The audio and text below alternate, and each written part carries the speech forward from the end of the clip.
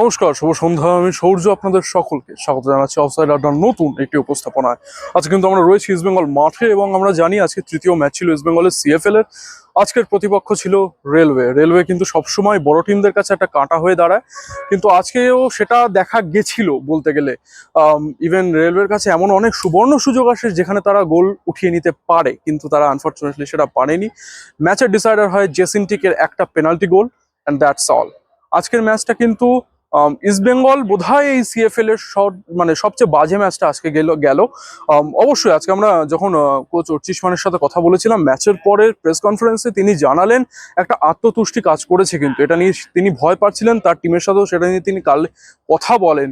কিন্তু শেষ পর্যন্ত কিন্তু এটা থেকে গেছে, ওই এফেক্টটা গেল না। এই দুটো ম্যাচ জেতার পরে তৃতীয় ম্যাচে যে জেতার যে ধারাবাহিকতা সেটা যে বজায় রাখার, সেটাতে কিন্তু একটা সমস্যা দেখা গেছে আগেও এবং এবারও দেখা গেল। তাও ইন্ডিভিজুয়াল ব্রিলিয়েন্সে কিন্তু আজকে জেসিনটিকে ম্যাচটাকে বার করেন। শুধু জেসিন না, জয় বাজ তিনটে ম্যাচ লাগাতার এত সুন্দর পারফরমেন্স।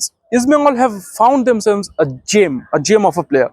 জয়ের যদি আমরা ফিজিক্যাল স্ট্রাকচার নিয়ে কথা বলি, he is not the biggest player in the pitch, but he is someone who is very much effective with the বল।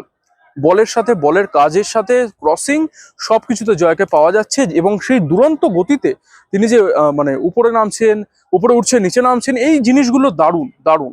মোহনবাগানে যেমন রবিলাল মান্ডিকে মোহনবাগান পেয়েছে, এখানে কিন্তু ইস্টবেঙ্গল পেয়েছে জয়বাজকে। জয়বাজ কিন্তু আগে যখন সুরুচিতে ছিল সেখানেও দুর্দান্ত ফুটবল খেলতো এবং কলকাতা ময়দানের one of the best side ব্যাককে কিন্তু ইস্টবেঙ্গল নিয়েছে নিজেদের দলে এবং he is proving his worth.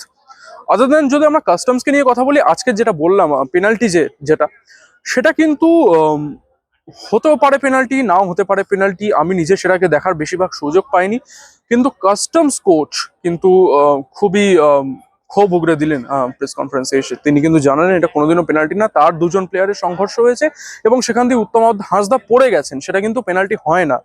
অন্যদিকে যখন অর্চিষ্মান বিশ্বাস কথা বলছিলেন ইস্ট বেঙ্গলের, তিনি কিন্তু জানালেন তার মনে হয়েছে ডাগ আউট থেকে সেটা পেনাল্টি হয়। তিনিও শিওর না, তিনি দেখেননি, বাট তার মনে হয়েছে পেনাল্টি।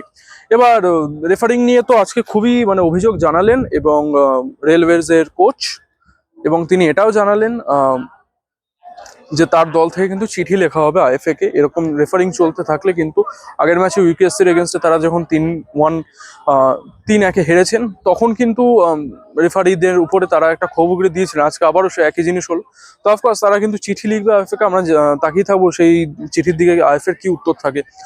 তবে হ্যাঁ, এই রেফারিংটা কিন্তু একটা নতুন বিষয় নয় ভারতীয় ফুটবলে, ওয়ার্ল্ড ফুটবলে যদি আমরা রেফারিং এর কথা বলি, বিশ্বকাপেও রেফারিং ভুল হয়, ভুল সিদ্ধান্ত হয় এবং সেটার জন্য অনেক টিমকে বাইরে চলে যেতে হয়। সেটা নিয়ে কথা বললেন। আজকে কিন্তু রেলওয়েজের টিমটাকে নিয়ে যদি কথা বলি, আমরা কিন্তু পোস্ট করেছিলাম, আমি পোস্টটা করেছিলাম আমাদের টুইটার হ্যান্ডেলে, যেখানে আমি জানিয়েছিলাম যে রেলওয়ে টিমটা কিন্তু একটা কাঁটা হয়ে দাঁড়াতে পারে ইস্ট বেঙ্গলের জন্য। তারা কিন্তু যথেষ্ট শক্তিশালী টিম। তাদের যদি ডিফেন্সিভ লাইন আপ নিয়ে কথা বলেন, ওখানে রয়েছে মনীষ রয়েছে এবং তার সাথে সায়ন রয়েছে। সায়ন আজকে প্রেস কনফারেন্সেও এসেছিল। মনীষ চোট থেকে ফিরেছে, তার কিছু বোধহয় শরীর খারাপ ছিল এবং সেখান থেকে তিনি ফিরলেন। Not the best match of course, তিনি কিন্তু তাও আটকানোর চেষ্টা করেছেন ইস্ট বেঙ্গলকে। পারতেন না, ইস্ট বেঙ্গল অনেকগুলো চান্স মিস করেছে। সঞ্জীব ঘোষ আজকে স্টার্ট করেন, তিনি মিস করেছেন। জেসিন মিস করেছে, জেসিনের একটা শট গিয়ে পোস্টে লাগে।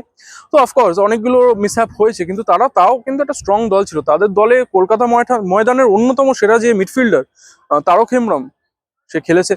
এবং সজল বাগকে কিন্তু আমরা দেখেছি মিনিট 75-এর পরে নামতে। তার কিছু নিগেল রয়েছে, তার শরীর খারাপ ছিল, তো সেখান থেকে সারতে তার সময় লেগেছে এবং 75 মিনিটের পরেই তাকে পাওয়া যাচ্ছে, তার আগে কিন্তু তাকে পাওয়া গেল না। তো তারকের পাশাপাশি যদি সজলকে পাওয়া যেত, তাহলে হয়তো ডায়নামিক্সটা অন্যরকমের হতে পারতো আজকে, কিন্তু যেটা হয়নি সেটা নিয়ে বলে তো আর লাভ নেই। আজকের কিন্তু ম্যান অফ দ্য ম্যাচ ছিলেন জয়ন্ত। জয়ন্ত কিন্তু রেলওয়েজের গোলকিপার, দুর্দান্ত ম্যাচ খেলেছেন আজকে। তাছাড়া আজকে ম্যাচটা নিয়ে সেরকম কিছু বলার নেই। অনেক সুযোগ নষ্ট করেছে দুটো সাইডই, এবং মেনলি কিন্তু ইস্ট বেঙ্গলই, কারণ বড় টিমের এরকম সুযোগ নষ্ট কিন্তু পোষায় না আর কি। সমর্থকেরাও আজকে খুব হাহুতাশ করছিলেন। আজকের জন্য এটুকুই থাক, আজকে বেশি কিছু বলার নেই। দেবদাতের আজকে কিন্তু ডেবিউ হলো, চেন্নাই থেকে এসেছেন দেবদাত। চেন্নাইয়ের বোধহয়, কর্ণাটকের বোধহয় সন্তোষ দলে ছিলেন। তো দেবদত্ত ভালো প্লেয়ার, কিন্তু তাকে আর একটু মানিয়ে নেওয়ার জন্য সময় নিতে হবে, সেটা আমাদের অর্চিষ্মান বিশ্বাসও বললেন আমাদেরকে প্রেস কনফারেন্সে। দেখা যাক কি হয়। আজকের জন্য এটুকুই থাক। অঙ্কন ভট্টাচার্যের রেজিস্ট্রেশন হয়েছে, নেক্সট ম্যাচ থেকে তাকে কিন্তু পাওয়া যাবে। আমি সৌর্য, অফসাইড আড্ডার সাথে থাকুন, পাশে থাকুন। ভারতীয় ফুটবল তথা কলকাতা ফুটবলের যে কোনো আপডেট সবার আগে পাওয়ার জন্য now please go and see what the coaches have said. ওচি জিতলে তো মন বললো, হাসি তো দেখতে পাচ্ছি না। ব্যাপারটা হচ্ছে রোজ একই রকম খেলা হয় না, মানে ল অ্যাভারেজ থেকে আজকের ম্যাচটা বরঞ্চ আমি বলবো ঠিক আছে, আমরা জিতেছি, ওটাই দরকার ছিল, 3 পয়েন্ট দরকার ছিল, 3 পয়েন্ট পেয়েছি। সব দিন আমরা ভালোও খেলবো না, সব দিন জিতবো না হয়তো, কিন্তু এই ম্যাচটা যে জিতেছি আমার পক্ষে সেটাই ভালো, 3 পয়েন্ট যে এসছে। এগেনস্ট ইউর কোচ পেনাল্টিটা নিয়ে বলছে জঘন্য রেফারিং পেনাল্টিটা হয়নি না। পেনাল্টিটা আমি যতক্ষণ না ক্লিনিক্স দেখছি পুরোপুরি বলতে পারবো না, তবে বেঞ্চ থেকে লেগেছে পেনাল্টি ছিল।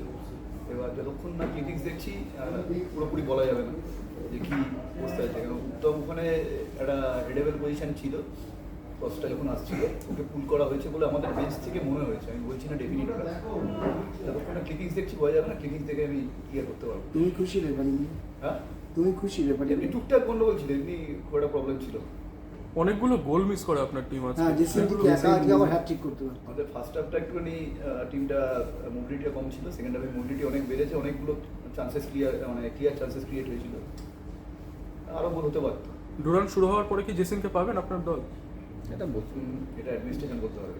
আচ্ছা, বিষ্ণু আজকে ওখানে বিষ্ণুর একটা মানে ছোট্ট ইঞ্জুরিও বলবো না, মানে একটা নিকেল। problem হয়েছে নিকেল না চোখে চোখে, তার জন্য আমি রপছি।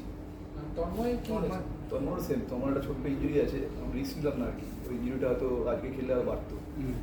বেশ কয়েকজন নতুন প্লেয়ারকে রেজিস্টার করিয়েছেন এই দলের সাথে, তার মধ্যে আজকে দেবদাসকে স্টার্ট দিলেন, কেমন দেখলেন ফার্স্ট ইমপ্রেশনটা? ঠিক আছে, ব্যাপারটা আমি আগেও বলেছি, মানে east Bengal jersey, east Bengal fan, not a matter of joke, মানে ওই মাঠে গিয়ে ইস্ট বেঙ্গল জার্সি পরে খেলার একটা মানে আলাদা ক্যাপাবিলিটি, একটা এবিলিটি থাকে, সেই ভাটটা যারা রাখতে পারবে তারাই ভালো জায়গায় যাবে, তবে ওদের সময় দিতে হবে। একদম নতুন সব ছেলে যেমন আকাশ, উত্তম, দেবায়ন, দেবাদাত, একটু সময় দিতে হবে, 2-3টে ম্যাচ।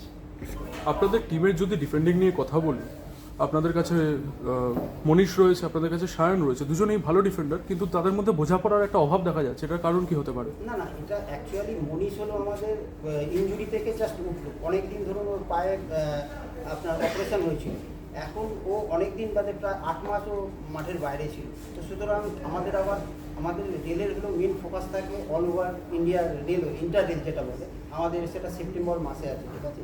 তো সুতরাং আমরা কী করি যে আমাদের ম্যাক্সিমাম চাকরিজীবী ছেলেদেরই আমরা ম্যাচ খেলাই, এবং আমরা যাতে আমাদের ইন্টারনেটটা আমাদের নিজেদের কাছে একটা অলিম্পিক বলে আমরা মনে করি, সুতরাং সেই জন্য আমাদের চাকরিজীবী ছেলেকে ম্যাচুয়েট করার জন্য এবং ম্যাচ ফিট করার জন্য এটাকে আমরা ইমপ্লিমেন্ট করি, সে আস্তে আস্তে ডে টু ডে অনেক ইমপ্রুভমেন্ট করছে, আগামী দিন আরও ভালো।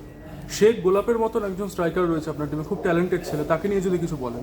না, সেগুলো তো নো ডাউট ভালো ছেলে, ট্যালেন্টেড ছেলে। আমাদের টিম হওয়ার আগে আমরা অপোনেন্টে ইস্ট বেঙ্গল টিমকে অ্যানালাইসিস করেছি, ওই আমাদের কোচিং স্টাফরা মিলে আমরা একটা প্ল্যান অর্গানাইজ করেছিলাম, আমরা ঠিক সেই মতোই আমরা এগোচ্ছিলাম, খেলছিলাম, বাট এরকম এমন একটা ডিসিশন হলো টিমটা মোরাল অনেকটা ডাউন হয়ে যায়, তাও আমরা চেষ্টা করেছি, যাকে হয়নি আর কি বলার আছে, এখানে তো আর কিছু বলার নেই, খেলার বাসি 90 মিনিট বেজে গেছে, এখন তো আর চেল্লামিল্লি করে আর পয়েন্ট তো পাওয়া যাবে না, কিন্তু অনুরোধ করবো আইএফের কাছে, আমাদের অফিসাররা নিশ্চয়ই চিঠি চাপাটি করবে এরকমভাবে, হ্যাঁ সে করবে, ডে বাই ডে এটা আমাদের টিমের মতো যদি অন্য টিমকেও করে, এগুলো দেখা উচিত, এটা আপনাদেরও একটা বলা উচিত। সায়ন, তুমি তো ওই পেনাল্টি ইনসিডেন্টের সময় ছিলে, কি হয়েছিল অ্যাকচুয়ালি যদি তুমি বলো? অ্যাকচুয়ালি রেফারি বলছে মনীষের সাথে লেগেছে, দুজনের মাঝখানেও পড়ে গেছে, অ্যাকচুয়ালি বলছে রেফারি বলছে যে তোমার সাথে লেগেছে, রেফারি ডাইরেক্ট বলছে যে 3 নম্বরের সাথে লেগেছে। অ্যাকচুয়ালি কারোর সাথে বল তো অনেকটা ট্রাভেল করে আসছে না, বল তো ওর কোনো রিচেই নেই, রেফারি ফার ডিস্টেন্সে ছিল, বলটা ট্রাভেল করছে, এবার দুজনের মাঝখানে বলছে ওর সাথে আমার সাথে মনীষদার লেগেছে, যে আমাদের যে কোচ মানে স্টপার ছিল মনীষদার সাথে আমার লেগেছে, ও মাঝখানে পড়ে গেছে, এটা কি বলবো, এটা দিয়ে দিয়েছে রেফারি, আর কি বলবো। আচ্ছা, সজলকে এত দেরিতে নামার কারণ কি? ওর কি ছোট ইনজুরি রয়েছে বা ও কি আনফিট?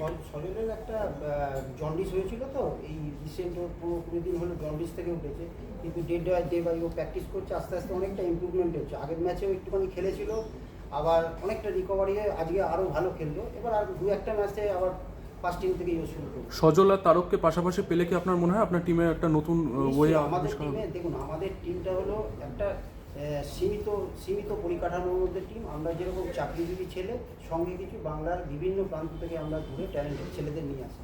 তো সুতরাং সেই জায়গায় দাঁড়িয়ে একটা সিনিয়র জুনিয়র একটা কম্বাইন্ড একটা ভালো টিম তৈরি করি আর একটা ভালো খেলা উপহার দেওয়ার চেষ্টা করি।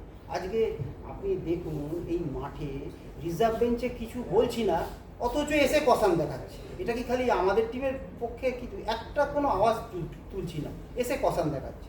কোনো এইগুলো অযথা, যাকে রেফারির নামে আর বলে আমার লাভ হবে না। যা বলার দর্শকরা আমাদের যে পাওনা দিয়ে গেছে, এটাই আমরা হ্যাপি। ঠিক আছে, আজকের জন্য এটুকুই, ধন্যবাদ। Thank you.